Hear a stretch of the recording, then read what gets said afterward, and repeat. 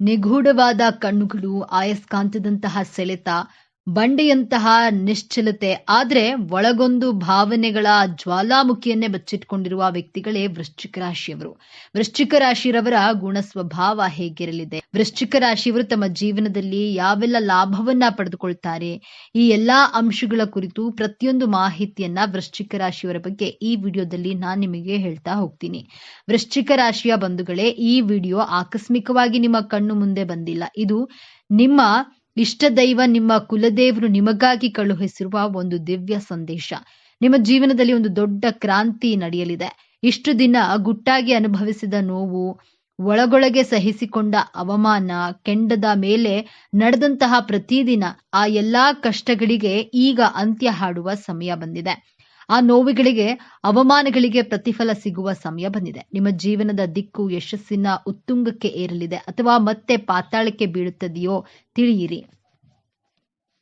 ಇದರ ಜೊತೆ ಒಂದು ಕಠಿಣ ಸವಾಲು ನಿಮ್ಮ ಮುಂದೆ ಬರಲಿದೆ. ಅದರಿಂದ ಪಾರಾಗೋದು ಹೇಗೆ ತಿಳಿಯಲು ಈ ವಿಡಿಯೋವನ್ನ ಕೊನೆವರೆಗೂ ನೋಡಿ ಮತ್ತು ನಿಮ್ಮ ಜೀವನದಲ್ಲಿ ಒಂದು ದೊಡ್ಡ ಬದಲಾವಣೆ ಆಗಲಿದೆ ಎಂದು ಸಂಕಲ್ಪ ಮಾಡುತ್ತಾ ತಪ್ಪದೆ ಜೈ ಶ್ರೀರಾಮ್ ಎಂದು ಕಾಮೆಂಟ್ ಮಾಡಿ, ಹಾಗೆ ತಪ್ಪದೆ ಲೈಕ್ ಮಾಡಿ. ವೃಶ್ಚಿಕ ರಾಶಿಯಲ್ಲಿ ಹುಟ್ಟಿದಂತಹ ವ್ಯಕ್ತಿಗಳು ಖಂಡಿತವಾಗಿಯೂ ಸಹ ಜೀವನದಲ್ಲಿ ತುಂಬಾ ಎತ್ತರದ ಸ್ಥಾನಕ್ಕೆ ಹೋಗ್ತಾರೆ, ಅಥವಾ ಇನ್ನು ಕೆಲವರು ಜೀವನದಲ್ಲಿ ತುಂಬಾ ಕೆಳಮಟ್ಟದಲ್ಲಿರ್ತಾರೆ.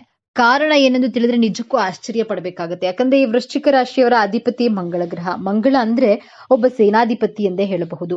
ಈ ಮಂಗಳ ಗ್ರಹ ಏನಿದೆ ಇದನ್ನ ಕಂಟ್ರೋಲ್ ಅಂದ್ರೆ ನಿಯಂತ್ರಣ ಮಾಡೋದು ಶ್ರೀ ಸುಬ್ರಹ್ಮಣ್ಯ ಸ್ವಾಮಿ ದೇವರು. ಹಾಗೆಯೇ ಈ ವೃಶ್ಚಿಕ ರಾಶಿಯವರು ಮೂಲವಾಗಿ ಆರಾಧನೆ ಮಾಡಬೇಕಾಗಿರುವಂಥದ್ದು ಶ್ರೀ ಸುಬ್ರಹ್ಮಣ್ಯ ಸ್ವಾಮಿಯನ್ನ ಮುರುಘ ಎಂದು ಸಹ ಕರೆಯುತ್ತೇವೆ. ಮೊದಲಿಗೆ ಇಷ್ಟು ದಿನ ನೀವು ಯಾಕೆ ಇಷ್ಟೊಂದು ಕಷ್ಟ ಅನುಭವಿಸಿದ್ದೀರಿ ಎಂದು ನೋಡೋಣ. ವೃಶ್ಚಿಕ ರಾಶಿ ಅಂದ್ರೆ ಅದು ಸಾಮಾನ್ಯ ರಾಶಿಯಲ್ಲ, ಅದು ಕೆಂಡದಂತಹ ರಾಶಿ. ನೀವು ಅನುಭವಿಸಿದ್ದು ಬರೀ ನೋವಲ್ಲ, ಅದು ಒಂದು ಅಗ್ನಿ ಪರೀಕ್ಷೆ. ಕಳೆದ ಕೆಲವು ಸಮಯದಿಂದ ವಿಶೇಷವಾಗಿ ಶನಿ ಭಗವಾನ್ ದೃಷ್ಟಿ, ಶನಿ ಮತ್ತು ರಾಹುಕೇತುಗಳ ಹಿಡಿತದಿಂದ ನಿಮ್ಮ ಜೀವನ ನರಕವಾಗಿತ್ತು. ನೀವು ನಂಬಿದವರೇ ನಿಮಗೆ ಬೆನ್ನಿಗೆ ಚೂರಿ ಹಾಕಿದ್ರು. ನೀವು ರಹಸ್ಯವಾಗಿಟ್ಟ ವಿಷಯಗಳೇ ಬಟ್ಟ ಬಯಲಾಗಿ ದೊಡ್ಡ ಅವಮಾನಗಳನ್ನು ಅನುಭವಿಸಿದ್ದೀರಿ. ಹಣಕಾಸಿನ ವಿಚಾರದಲ್ಲಿ ಕೈಗೆ ಬಂದ ತುತ್ತು ಬಾಯಿಗೆ ಬರಲಿಲ್ಲ. ಆರೋಗ್ಯದಲ್ಲಿ ವಿಪರೀತ ಏರುಪೇರು. ಎಲ್ಲದಕ್ಕಿಂತ ಹೆಚ್ಚಾಗಿ ನನ್ನನ್ನ ಯಾರೂ ಅರ್ಥ ಮಾಡ್ಕೊಳ್ತಿಲ್ಲ ಎಂಬ ತೀವ್ರವಾದ ಒಂಟಿತನ ಮತ್ತು ಮಾನಸಿಕ ಹಿಂಸೆ ನಿಮ್ಮನ್ನ ಕಾಡುತ್ತಿತ್ತು. ಆದ್ರೆ ಈ ಅಗ್ನಿ ಪರೀಕ್ಷೆಯ ಸಮಯ ಈಗ ಮುಗಿದಿದೆ. ಆತ್ಮವಿಶ್ವಾಸದಿಂದ ಮತ್ತು ಛಲದಿಂದ ಮುನ್ನುಗ್ಗುವ ಸಮಯ ಬಂದಿದೆ. ಈಗ ಗುರುಬಲದ ಕೃಪೆ ಮತ್ತು ಮಂಗಳನ ಆಶೀರ್ವಾದದಿಂದ ನಿಮ್ಮ ಜೀವನದ ಅತ್ಯಂತ ಅದ್ಭುತವಾದ ದಿನಗಳಾಗಲಿವೆ. ಇಷ್ಟು ದಿನ ನಿಮ್ಮ ಶ್ರಮಕ್ಕೆ ಕಚೇರಿಯಲ್ಲಿ ಬೆಲೆ ಇರಲಿಲ್ಲ. ನಿಮ್ಮ ಕೆಲಸವನ್ನ ಬೇರೆಯವರು ತಮ್ಮದೆಂದು ಹೇಳಿಕೊಳ್ತಿದ್ರು. ಆದ್ರೆ ಈಗ ಆಗೋದಿಲ್ಲ. ನಿಮ್ಮ ಇಂಟ್ಯೂಷನ್ ಶಕ್ತಿ ಅಂದ್ರೆ ನಿಮ್ಮ ಒಳಮನಸ್ಸಿನ ಮಾತು ಅದ್ಭುತವಾಗಿ ಕೆಲಸ ಮಾಡುತ್ತೆ. ನಿಮ್ಮ ಮೇಲಾಧಿಕಾರಿಗಳೇ ನಿಮ್ಮ ಮಾತನ್ನ ಕೇಳುವ ಪರಿಸ್ಥಿತಿ ಬರುತ್ತೆ. ನಿರೀಕ್ಷೆ ಮಾಡದ ಪ್ರಮೋಷನ್ ಅಥವಾ ದೊಡ್ಡ ಜವಾಬ್ದಾರಿ ನಿಮ್ಮನ್ನ ಹುಡುಕಿಕೊಂಡು ಬರಲಿದೆ. ಯಾರು ಉದ್ಯೋಗ ಬದಲಾವಣೆಗಾಗಿ ಕಾಯ್ತಿದ್ದಾರೋ ನಿಮಗೆ ನಿರೀಕ್ಷೆ ಮಾಡಿದ್ದಂತಹ ಕಡೆಯಿಂದ ದೊಡ್ಡ ಸಂಬಳದ ಆಫರ್ ಲೆಟರ್ ನಿಮ್ಮ ಕೈ ಸೇರಲಿದೆ.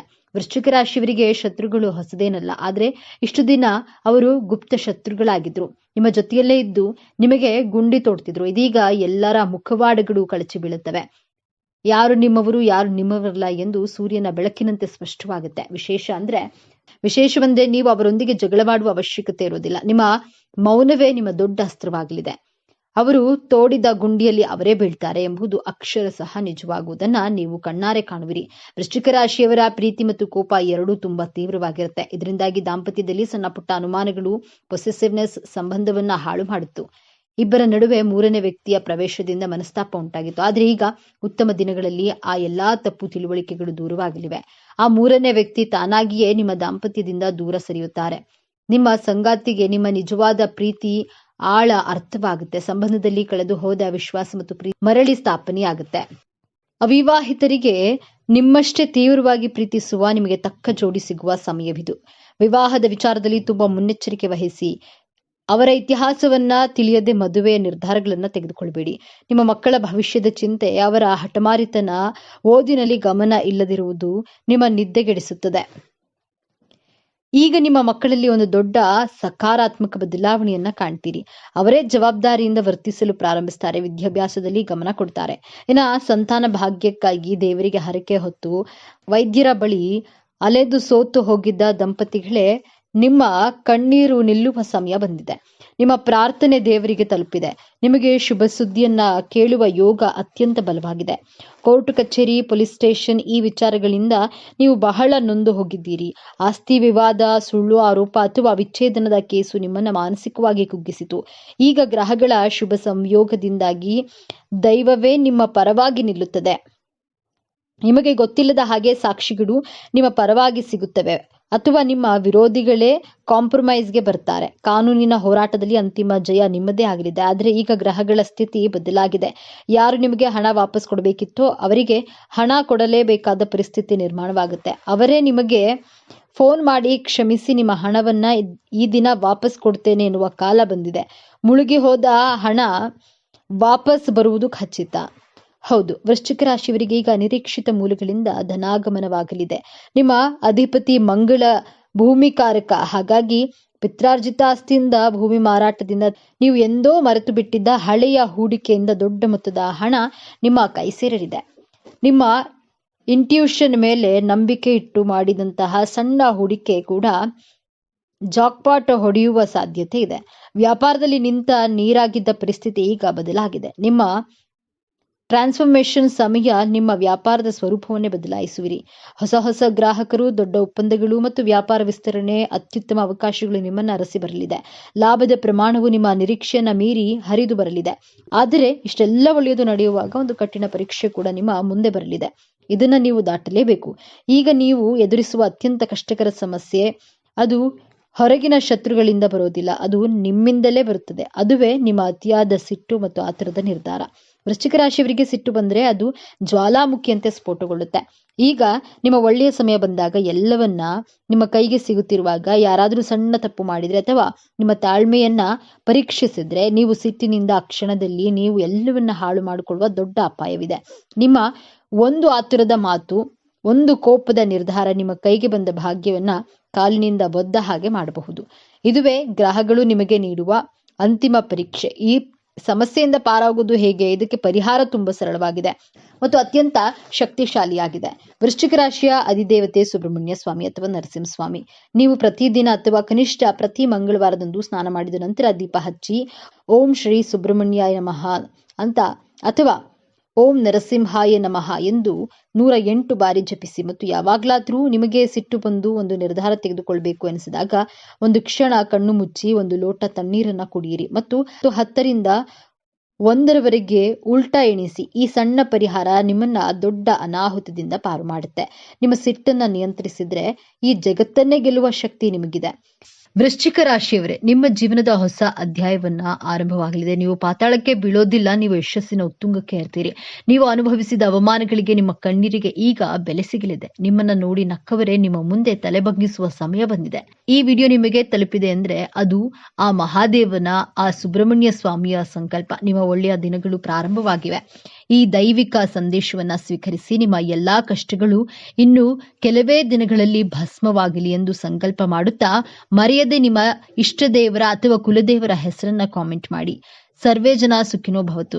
ಇದೇ ತರಹದ ಜ್ಯೋತಿಷ್ಯಕ್ಕೆ ಸಂಬಂಧಪಟ್ಟಂತಹ ವಿಡಿಯೋ ನೋಡಲು ನಮ್ಮ ಚಾನೆಲ್ಗೆ ಸಬ್ಸ್ಕ್ರೈಬ್ ಆಗಿ, ಈ ವಿಡಿಯೋಗೆ ಲೈಕ್ ಮಾಡಿ, ಶೇರ್ ಮಾಡಿ. ವೃಶ್ಚಿಕ ರಾಶಿಯವರ ಜೀವನ ಹೇಗಿರುತ್ತದೆ, ದೇವರ ಕೃಪಕಟಾಕ್ಷ ಈ ರಾಶಿಯವರಿಗೆ ಹೇಗೆಲ್ಲ ಕೆಲಸ ಮಾಡುತ್ತೆ ಎನ್ನುವುದು ಈ ವಿಡಿಯೋ ಮೂಲಕ ಸಂಪೂರ್ಣ ಮಾಹಿತಿಯನ್ನು ನೋಡೋಣ ಬನ್ನಿ.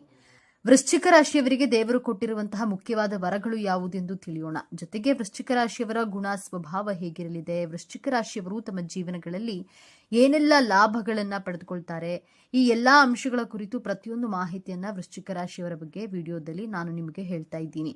ಈ ಎಲ್ಲಾ ಮಾಹಿತಿಯನ್ನ ತಿಳಿಯಲು ವಿಡಿಯೋವನ್ನ ಸ್ಕಿಪ್ ಮಾಡದೆ ಕೊನೆವರೆಗೂ ನೋಡಿ.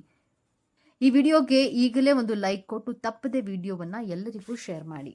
ಹೌದು ಸ್ನೇಹಿತರೆ, ವೃಶ್ಚಿಕ ರಾಶಿಯವರಿಗೆ ಭಗವಂತನು ಕೊಟ್ಟಿರುವಂತಹ ಯೋಗಗಳು ಯಾವುದು ಎಂದು ನೋಡೋದಾದ್ರೆ, ವೃಶ್ಚಿಕ ರಾಶಿಯವರು ಬಹಳಷ್ಟು ದೃಢವಾಗಿರ್ತಾರೆ. ಹೌದು, ಈ ವೃಶ್ಚಿಕ ರಾಶಿಯವರು ಜೀವನದಲ್ಲಿ ಹೇಗಿರ್ತಾರೆ ಎಂದು ನೋಡೋದಾದ್ರೆ, ವೃಶ್ಚಿಕ ರಾಶಿಯವರು ತುಂಬಾನೇ ಗಟ್ಟಿ ಮನುಷ್ಯರು ಎಂದೇ ಹೇಳಬಹುದು. ಇವರು ಏನೇ ಒಂದು ಕೆಲಸ ಮಾಡಿದ್ರು ಸಹ ಅವರು ದೃಢವಾಗಿ ಹಾಗೂ ಸದೃಢವಾಗಿ ನಿರ್ಧಾರವನ್ನ ತೆಗೆದುಕೊಳ್ತಾರೆ. ಈ ವೃಶ್ಚಿಕ ರಾಶಿಯವರು ದೃಢವಾಗಿರ್ತಾರೆ. ನಂತರ ವೃಶ್ಚಿಕ ರಾಶಿಯವರಿಗೆ ಅವರ ಮೇಲೆ ಅವರಿಗೆ ನಂಬಿಕೆ ಅನ್ನೋದು ತುಂಬಾನೇ ಹೆಚ್ಚಿರುತ್ತೆ.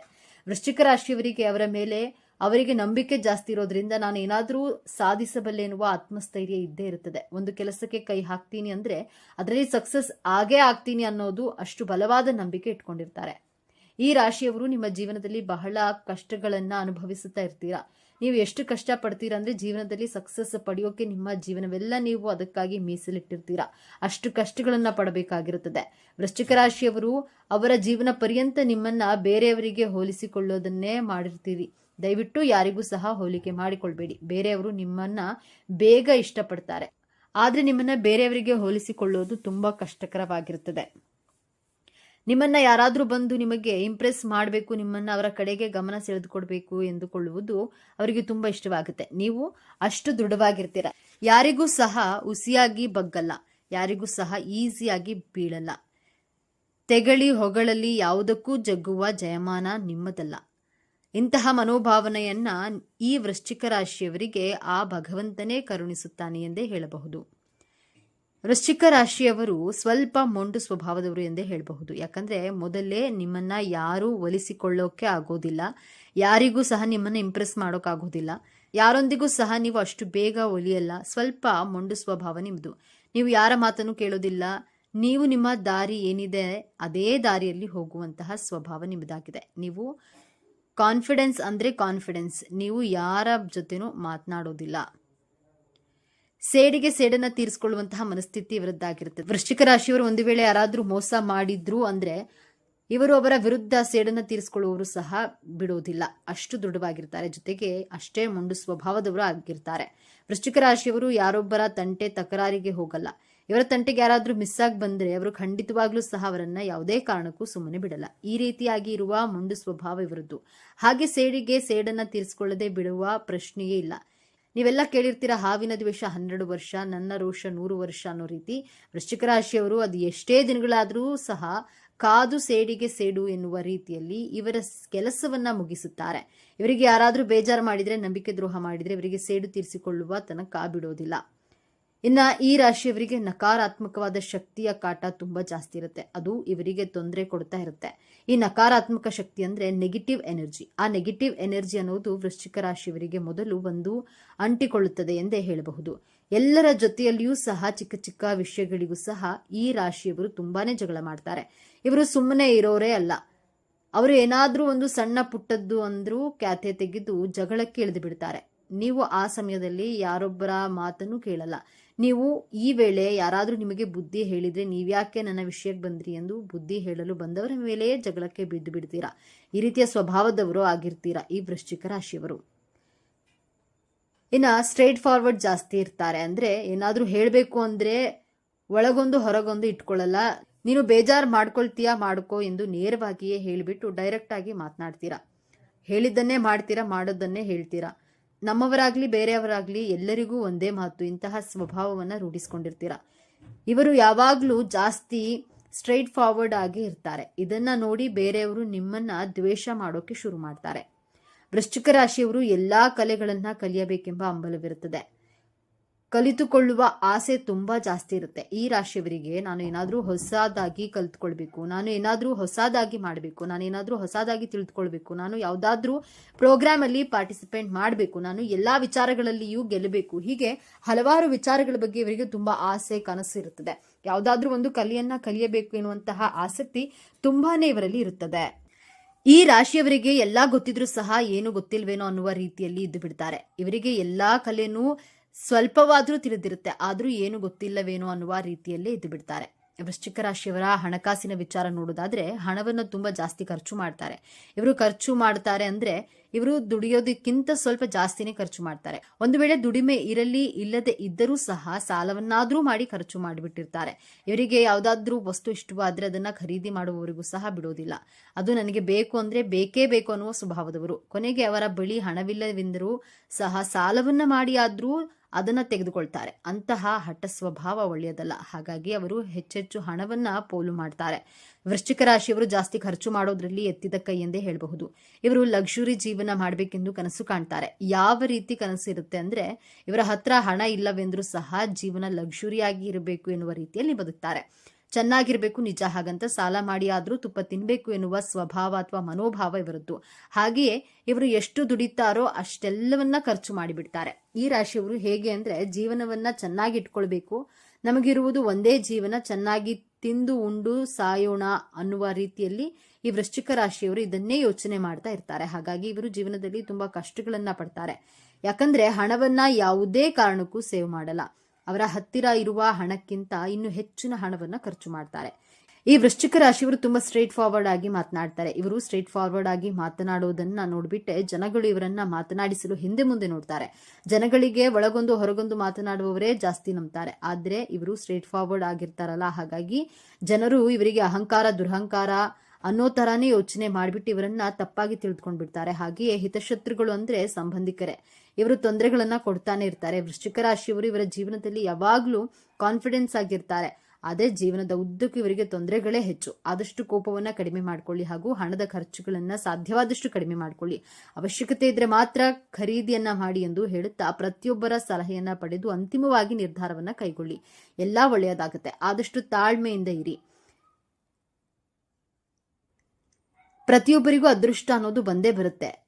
ಬಂದ ಅದೃಷ್ಟವನ್ನ ಸದುಪಯೋಗ ಪಡಿಸಿಕೊಂಡು ಒಳ್ಳೆಯ ಜೀವನ ನಿಮ್ಮದಾಗ್ಲಿ ಎಂದು ನನ್ನ ಹಾರೈಕೆ. ಇನ್ನು ವೃಶ್ಚಿಕ ರಾಶಿಯವರಿಗೆ ಇದೇ ಈ ಭಗವಂತ ಕೊಟ್ಟಿರುವಂತಹ ವರಗಳು. ಅಂದ್ರೆ ಇವರಿಗೆ ಸ್ಟ್ರೇಟ್ ಫಾರ್ವರ್ಡ್ ಆಗಿ ಮಾತನಾಡ್ತಾರೆ, ಎಲ್ಲ ಕಲೆನೂ ಕಲ್ತ್ಕೊಂಡಿರ್ತಾರೆ, ಹಾಗೆಯೇ ಎಲ್ಲ ಗೊತ್ತಿದ್ರು ಗೊತ್ತಿಲ್ಲದೆ ಇರೋ ತರನೇ ಇದ್ಬಿಡ್ತಾರೆ. ಹೀಗೆ ಇವರು ಇವರ ಜೀವನವನ್ನ ಸಾಗಿಸುತ್ತಿರ್ತಾರೆ. ನೋಡಿದ್ರಲ್ಲ, ವೃಶ್ಚಿಕ ರಾಶಿಯವರಿಗೆ ಇಷ್ಟೆಲ್ಲ ಭಗವಂತ ವರ ಕೊಟ್ಟಿದ್ದಾನೆ, ಅದರಲ್ಲಿ ಸ್ವಲ್ಪ ತೊಂದರೆಗಳು ಇವೆ, ಅದನ್ನ ನೀವು ಎಚ್ಚರಿಕೆಯಿಂದ ನಿಭಾಯಿಸಿಕೊಳ್ಳಿ ಎಂದು ಹೇಳುತ್ತಾ ಈ ಒಂದು ಮಾಹಿತಿಯನ್ನು ಮುಗಿಸ್ತಾ ಇದ್ದೇನೆ. ವೃಶ್ಚಿಕ ರಾಶಿಯವರಿಗೆ ಆ ದೇವರು ಒಳ್ಳೆಯದನ್ನೇ ಕರುಣಿಸಲಿ ಎಂದು ಹೇಳುತ್ತಾ ಮುಂದಿನ ವಿಡಿಯೋದಲ್ಲಿ ಭೇಟಿಯಾಗೋಣ. ಅಲ್ಲಿವರೆಗೂ ನೋಡ್ತಾ ಇರಿ ನಮ್ಮ ಚಾನೆಲ್. ಈಗಲೇ ನಮ್ಮ ಚಾನೆಲ್ಗೆ ಸಬ್ಸ್ಕ್ರೈಬ್ ಮಾಡಿಕೊಳ್ಳಿ. ಎಲ್ಲರೂ ಭಕ್ತಿಯಿಂದ ಓಂ ಶ್ರೀ ಶನೇಶ್ವರ ನಮಃ ಅಂತ ಕಾಮೆಂಟ್ ಮಾಡಿ. ಈ ವಿಡಿಯೋನ ಪ್ರತಿಯೊಬ್ಬರಿಗೂ ಸಹ ಶೇರ್ ಮಾಡಿ ಹಾಗೂ ಪ್ರತಿಯೊಬ್ಬರಿಗೂ ಧನ್ಯವಾದ.